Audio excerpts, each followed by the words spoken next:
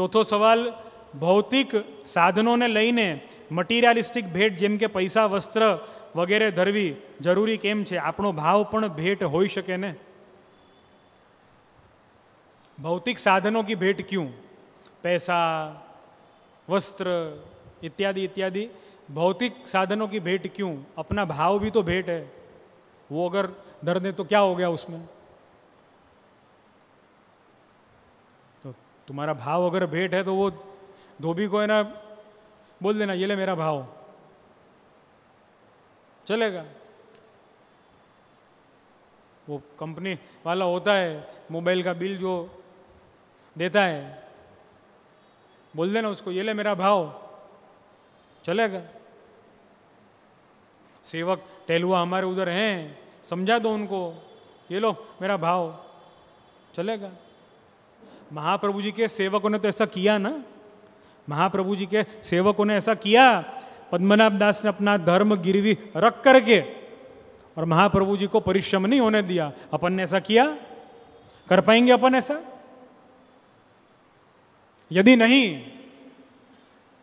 तब फिर यही सिस्टम को फॉलो करने के अलावा कोई अपने पास में उपाय है ही नहीं।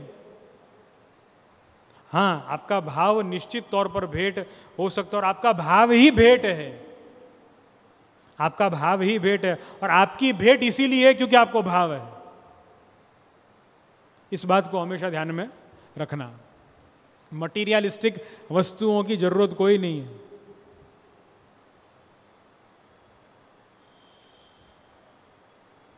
और मैंने ऐसे एक नहीं, मैंने ऐसे कई वैष्णवों को, कई मेरे संबंध में मेरे कई ऐसे हैं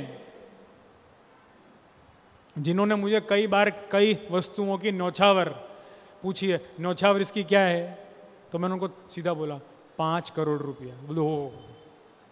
मैंने कहा भाई कुछ नहीं है, न्यौछावर इसकी क्या लेंगे?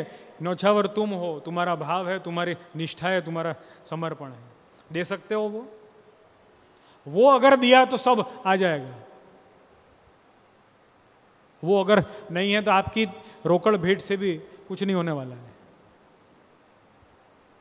मटीरियलिस्टिक भेंट की जरूरत मटीरियलिस्टिक वर्ल्ड के लिए है। एक बात रखना ध्यान में, अगर हमको भेंट मांगने का अधिकार नहीं है ना, हम तो यह मानते हैं कि हमको अधिकार नहीं है।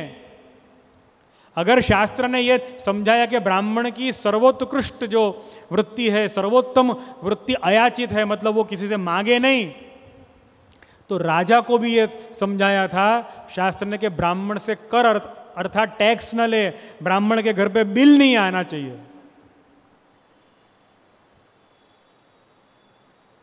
आप एक काम है ना करो, आप ये सरकार को समझा दो, आप ये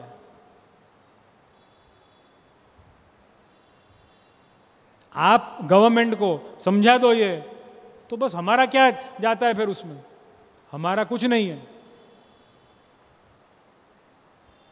समझा दो आप, तो फिर मटीरियलिस्टिक भेंट की कोई आवश्यकता है ही नहीं।